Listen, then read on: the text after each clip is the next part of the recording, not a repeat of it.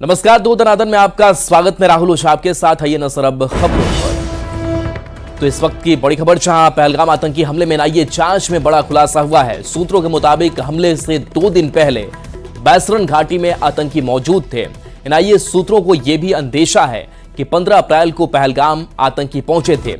बैसरन घाटी के अलावा 3 और जगहों पर रेकी की गई थी। ये तीनों लोकेशन आतंकियों के टारगेट पर थी, लेकिन सुरक्षा के चलते हमला नहीं हुआ। आरू घाटी, एम्यूजमेंट पार्क और बेताब घाटी भी आतंकियों के निशाने पर थी। 20 के करीब OGW यानी कि ओवरग्राउंड वर्कर की पहचान की जा चुकी है, जिनमें से कई OGW की गिरफ्तारी की जा चुकी है। सूत्रों के मुताबिक 4 OGW ने पाकिस्तानी आतंकियों को रेकी करने में मदद की थी। पहलगाम में आतंकी हमले के बाद से LOC पर तनाव बढ़ा हुआ है। भारतीय सेना के करारे जवाब ने पाकिस्तानी फौज को गहरे सदमे में डाल दिया है। न्यूज़ 18 के पास मौजूद एक्सक्लूसिव तस्वीरों में साफ दिख रहा है कि पाकिस्तान की कई ऐसी चौकियों से झंडे हटा लिए गए हैं और कुछ पोस्ट पूरी तरह वीरान हैं। मिलिट्री इंटेलिजेंस की रिपोर्ट के मुताबिक पाकिस्तान फौज की यह एक सोची समझी रणनीति थी कि सामने वाला धोखे में आकर यह सोचकर कि फौजी वहां नहीं है, नजदीक आ जाए और ऐसे में कुछ लोगों को पकड़ लिया जाए या फिर फायरिंग करके उन्हें मार दिया जाए। पहलगाम में हुए आतंकी हमले को लेकर पूरे देश में आक्रोश है। हर कोई अपने तरीके से अपना गुस्सा दिखा रहा है।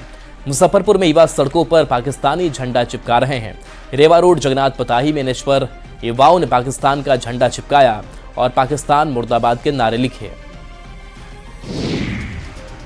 प्रधानमंत्री मोदी ने मुंबई में ग्लोबल समिट वेब्स का उद्घाटन किया। इस समिट में दुनिया के 130 देशों से कला, संस्कृति, मीडिया, फिल्म और टेक्नोलॉजी से जुड़ी प्रमुख कंपनियां और दिग्गज हस्तियां शिरकत कर रही हैं। इस समिट का नाम वर्ल्ड ऑडियो विजुअल और एंटरटेनमेंट यानी वेब्स रखा गया है। मुंबई के जियो वर्ल्ड कन्वेंशन सेंटर में यह समिट 4 दिनों तक चलेगा। इस मौके पर पीएम मोदी ने कहा कि वेब्स सिर्फ एक शब्द नहीं बल्कि एक लहर है। पीएम मोदी ने कहा कि सिनेमा देश की संस्कृति की आवाज है और दुनिया भर में भारतीय सिनेमा की धूम है। एक सदी में भारतीय सिनेमा ने भारत को दुनिया के कोने कोने में ले जाने में सफलता पाई है। रूस में राज कपूर जी की लोकप्रियता, कान में सत्यजीत रे की पॉपुलैरिटी और ऑस्कर में RRR की सक्सेस में यही दिखता है। पीएम नरेंद्र मोदी ने गोपालगंज वासियों को एक और नई सौगात दी है। अब राजधानी पटना के बाद गोपालगंज में भी 50 बेड का आयुष अस्पताल बनाया जाएगा। इसके लिए केंद्र सरकार ने वित्तीय वर्ष 2025-26 में स्वीकृति दे दी है। यह अस्पताल सदर प्रखंड के तिरुविरवा में लगभग 15 करोड़ की लागत से बनेगा। सांसद डॉक्टर आलोक कुमार सुमन ने इस अस्पताल की मांग केंद्र सरकार से की थी। उन्होंने प्रधानमंत्री नरेंद्र मोदी और मुख्यमंत्री नीतीश कुमार से मुलाकात कर इसके लिए आभार भी व्यक्त किया है।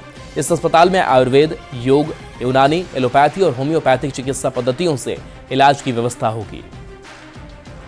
तिरुविरवा में जगह चिन्हित किया गया है, वो ऑलरेडी पहले से चिन्हित हो चुका है। वहीं टेंडर की प्रक्रिया शुरू होगी, उसके बाद से वहाँ बनेगा। और इस आयुष हॉस्पिटल में 5 तरह के डॉक्टर होंगे। वो हो गए आयुर्वेद से, यूनानी से, होम्योपैथ से, योग से, सिद्ध से। जिनको जिस पैथी में विश्वास होगा उसमें जाकर इलाज कराएंगे। और इस वक्त की बड़ी खबर, जहां बिहार पर चिराग पासवान का बड़ा बयान सामने आया है। मैं बिहार के लिए राजनीति में आया, मैं बिहार में रहना चाहता हूं। चिराग पासवान ने फिर से दोहराया है, मेरे पिता की केंद्र में रुचि थी, मेरी सोच उनसे अलग है, मैं बिहार में रहकर काम करना चाहता हूं।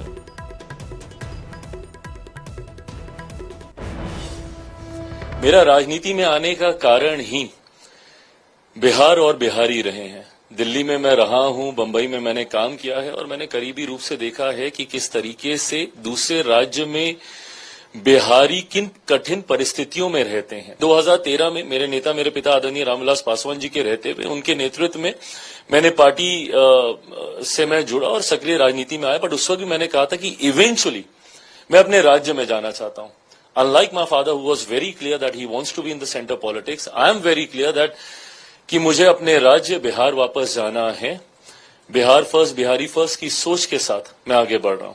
उस सोच को धरातल पर उतारना है जो कतई केंद्र में रहकर नहीं होगा, बिहार में ही रहकर होगा। चिराग पासवान की इस बयान पर बीजेपी ने समर्थन किया है। शाहनवाज हुसैन ने चिराग पासवान को 24 कैरेट बिहारी बताया है। हीरो है चिराग पासवान, तो बिहार के ही हैं। 24 कैरेट बिहारी हैं वो, बिहार से सांसद हैं, हीरो हैं। जहां भी जाते हैं सबसे ज्यादा भीड़ चिराग पासवान को सुनने आती है। मैं कई बार उनके साथ सभा में गया हूं। जबरदस्त दीवानगी है उनके लिए अवाम में, जनता में। और अगर बिहार की राजनीति में तो वो एक अहम प्लेयर हैं ही, इसमें कहां कोई शक की गुंजाइश है। बिहार बीजेपी अध्यक्ष दिलीप जायसवाल ने बताया कि भारत सरकार ने पहले से तय किया था कि सेंसेक्स के साथ ही जाति की गणना भी कराई जाएगी।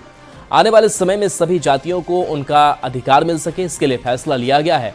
विपक्ष ने मोदी जी के इस फैसले पर पटाखा तक छोड़ दिया।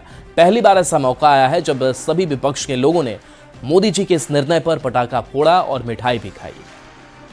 और सेंसस के साथ हम ऑफिशियल जातीय गणना भी कराएंगे, जिससे कि आने वाले समय में सभी जाति को उनका अधिकार हम सेंट्रल गवर्नमेंट के ऑफिशियल पोर्टल से दे पाएंगे। अब तो हम दे दिए जवाब, लेकिन कि पहला बार ऐसा हुआ कि सारे विपक्ष ने मोदी जी के इस फैसले पर पटाखा तक फोड़ दिया। ये एक नया माहौल देश का बना है कि अब मोदी जी के समर्थक सभी इंडी गठबंधन के नेता धीरे धीरे बनते जा रहे हैं और कल इसका प्रमाण मिला है। जातीय जनगणना पर क्रेडिट लेने वाली कांग्रेस आरजेडी पर केंद्रीय मंत्री गिरिराज सिंह ने जोरदार हमला बोला। गिरिराज सिंह ने कहा कि प्रधानमंत्री मोदी ने केवल ये ऐतिहासिक फैसला ही नहीं लिया, बल्कि कांग्रेस ने अपने कार्यकाल में गरीबों के प्रति जो पाप किया था, बल्कि उस पाप को धोया है। फैसले को मंजूरी देकर पीएम मोदी ने मुख्यमंत्री नीतीश कुमार की मांग को भी सही ठहराया है। कांग्रेस पार्टी के पाप को भी धोने का काम किया है। नेहरू से लेकर के मनमोहन सिंह तक ये जो कांग्रेस का कार्यकाल रहा, उन्होंने जो गरीबों के प्रति, सामाजिक समरसता के प्रति जो पाप किया था, नरेंद्र मोदी ने जातीय जनगणना की स्वीकृति दे करके उस पाप को धोया है। बिहार के मुख्यमंत्री नीतीश कुमार तो पहले से इसके पोषक थे, उन्होंने सर्वे कराया था, लेकिन इसका सेंसस कराने का, जनगणना कराने का अधिकार केवल केंद्र को था। इसीलिए नरेंद्र मोदी ने जब निर्णय लेकर के नीतीश कुमार के निर्णय को भी सही किया। उप मुख्यमंत्री विजय सिन्हा ने जातीय जनगणना को लेकर केंद्र सरकार की घोषणा का स्वागत किया और इस मुद्दे पर राजनीति करने के लिए विपक्ष को घेरा। राष्ट्र के हित में जो निर्णय लिए हैं, बिहार में भी हम लोगों ने जब सत्ता में थे उसी समय मुख्यमंत्री नीतीश कुमार जी और श्रद्धेय सुशील मोदी जी के नेतृत्व में ये निर्णय हुआ था और हम नेता प्रतिपक्ष के रूप में इसका समर्थन भी किए थे। और आज ये पूरे देश में लिया गया है जातीय जनगणना, और ये इन लोगों के हाथ में जो राजनीति का तोता था वो उड़ गया। जातीय जनगणना पर क्रेडिट लेने की होड़ के बीच जेडीयू ने मुख्यमंत्री नीतीश कुमार का एक पुराना वीडियो जारी किया है। यह बयान 1994 में संसद की कार्यवाही का है। जेडीयू ने सीएम नीतीश का बयान जारी करते हुए कहा कि आज क्रेडिट लेने वाले देख लें। मुख्यमंत्री नीतीश कुमार ने सांसद रहते 1994 में ही सदन में जातीय जनगणना की मांग उठाई थी। इसमें जात के आधार पर जनगणना हुई थी, कास्ट सेंसस हुआ था। उसके बाद से कास्ट सेंसस नहीं हुआ है। आज हर जाति दावा करती है कि मेरी आबादी इतनी है, मेरा ये इतना प्रतिशत है। इसलिए एक बार इस देश में जाति के आधार पर जनगणना हो जानी चाहिए और जात के आधार पर जनगणना करने के पश्चात जितनी भी जातियां इस देश में बसती है सबको आबादी के हिसाब से आरक्षण दे दिया जाना चाहिए। किसी को कोई शिकायत नहीं रहेगी और यह आरक्षण हो जाएगा। किसी का न कोई हक छीनने वाला होगा, न किसी को आत्मदाह करने की नौबत आएगी। 2019 में जातीय जनगणना को लेकर केंद्र सरकार की घोषणा का स्वागत किया और इस मुद्दे पर राजनीति करने के लिए विपक्ष को घेरा। 2019 में जातीय जनगणना को लेकर केंद्र सरकार की घोषणा का स्वागत किया और इस मुद्दे पर राजनीति करने के लिए विपक्ष को घेरा। 2019 में जातीय जनगणना को लेकर केंद्र सरकार की घोषणा का स्वागत किया और इस मुद्दे पर राजनीति करने के लिए विपक्ष को घेरा। जातीय गणना के फैसले पर आरजेडी कार्यकर्ताओं ने प्रदेश कार्यालय में जश्न मनाया। आरजेडी के कार्यकर्ता और पदाधिकारी ने खूब पटाखे चलाए और लोगों के बीच लड्डू बांटा। आरजेडी कार्यकर्ताओं ने केंद्र के इस फैसले का श्रेय लालू प्रसाद और तेजस्वी यादव को दिया।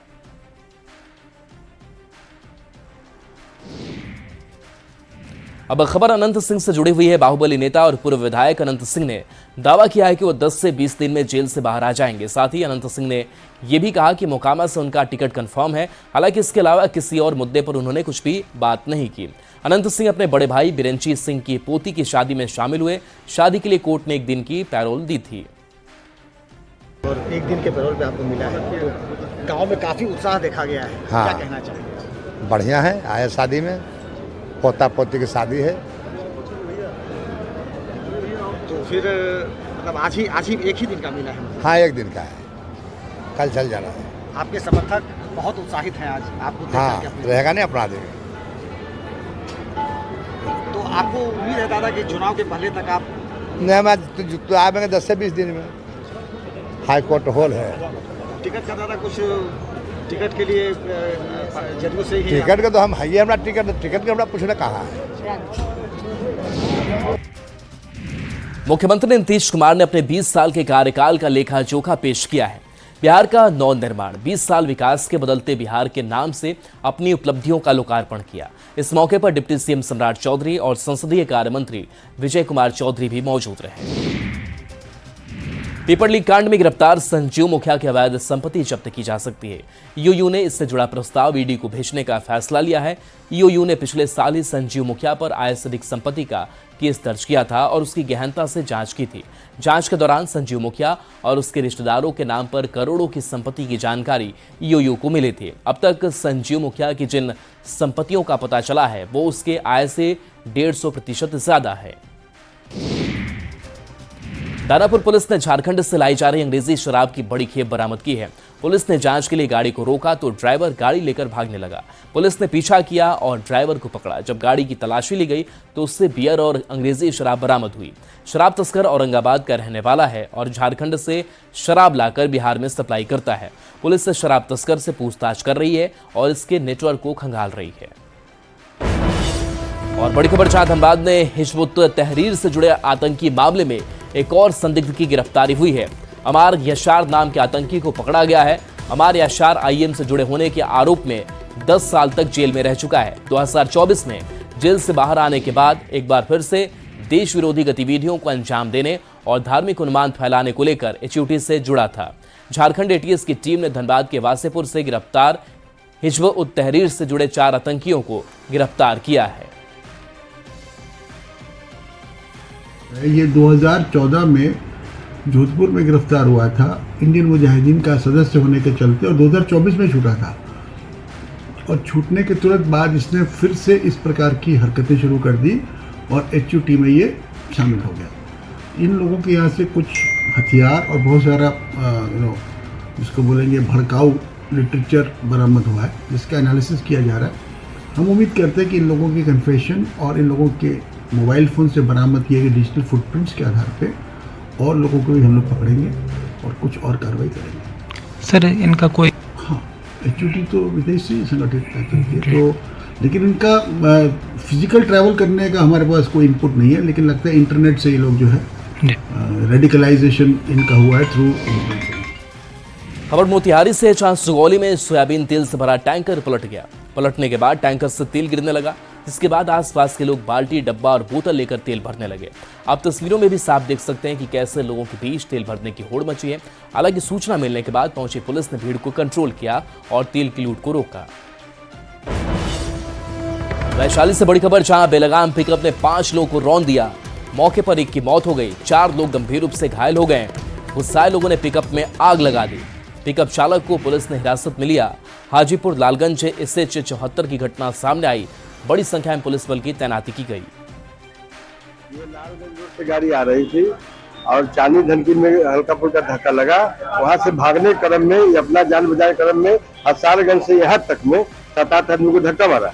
1 आदमी की मृत्यु हो गई है, 3 आदमी की हालत नाजुक है।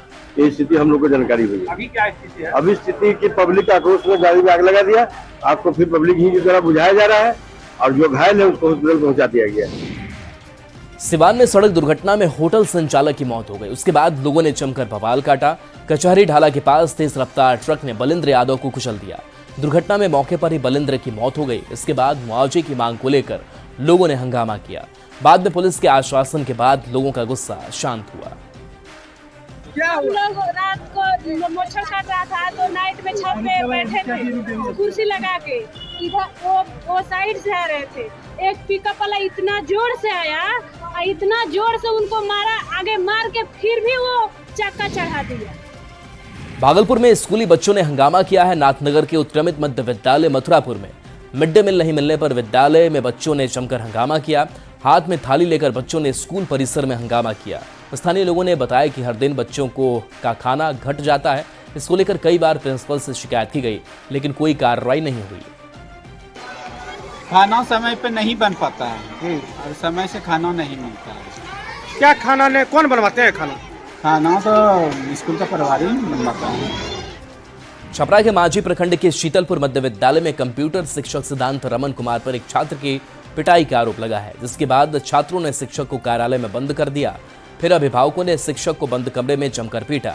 स्कूल में हंगामे का वीडियो भी सामने आया है, जिसमें साफ दिख रहा है कि कुछ लोग लाठी डंडे लेकर हंगामा कर रहे हैं।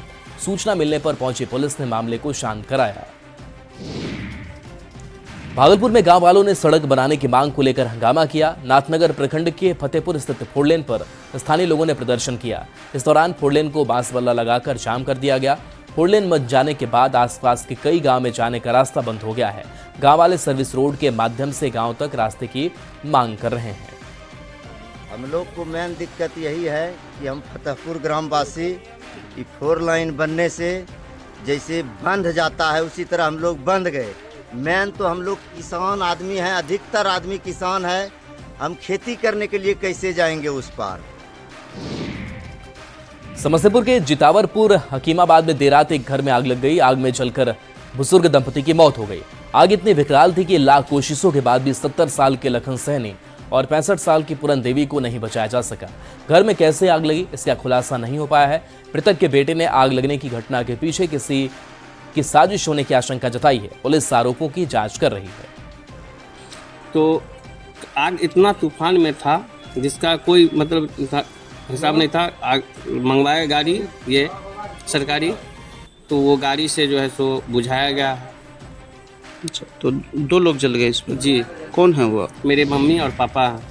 गया जंक्शन पर आरपीएफ की सतर्कता से एक महिला और 2 बच्चों की जान बच गई। मानपुर के रहने वाली एक महिला पति से झगड़ा होने के बाद जान देने के लिए जंक्शन पहुंची थी। वो अपने बच्चों के साथ रेल के सामने कूदने की कोशिश में थी। तभी सीसीटीवी में जंक्शन पर लोगों की गतिविधियों को देख रही एसआई पूनम कुमारी की नजर पड़ी। पूनम तुरंत महिला सिपाही के साथ महिला के पास पहुंची। महिला ने बताया कि वो घर से झगड़ा कर जंक्शन पर बच्चों के साथ जान देने आई थी। हालांकि आरपीएफ की सतर्कता से महिला और बच्चों की जान बच गई।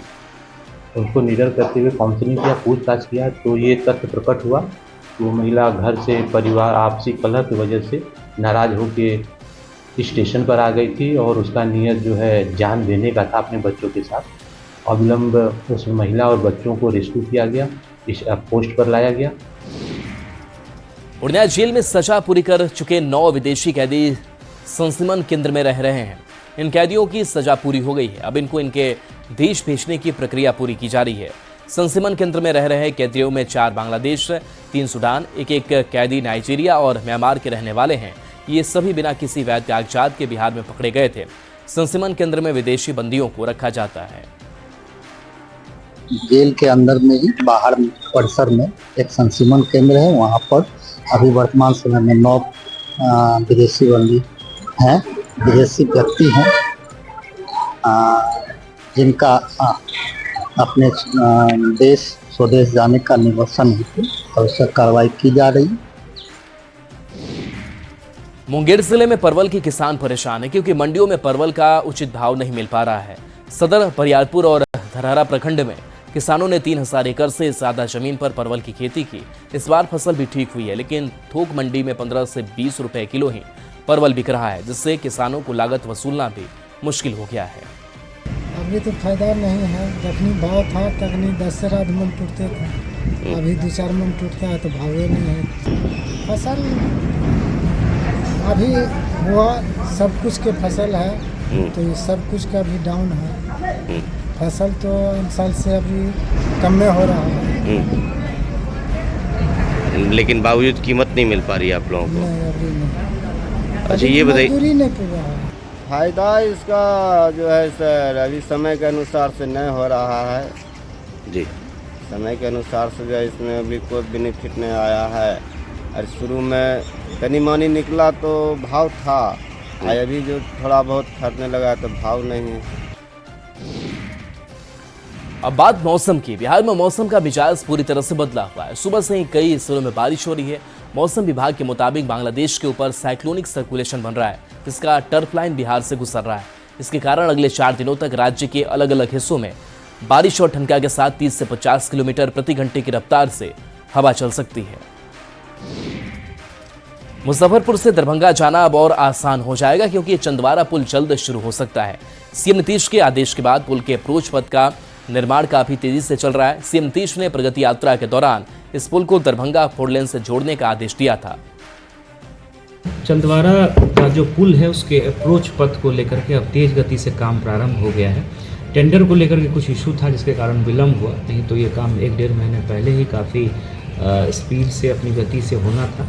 लेकिन अब टेंडर फाइनल हो गया है, एजेंसी मोबिलाइज हो गई है। तो जो फेज़ 1 का काम है उसको हम लोग उम्मीद कर रहे हैं कि अगले 2 माह में जून के अंत तक उसको कंप्लीट कर लिया जाएगा और सामान्य आवागमन जो है उस पर प्रारंभ हो जाएगा। उसके बाद ब्लैक टॉपिंग वगैरह का जो काम होता है वो भी चलेगा। और चलिए न्यूज़ 18 बिहार झारखंड पर खबरें आपके लिए लगातार जारी हैं।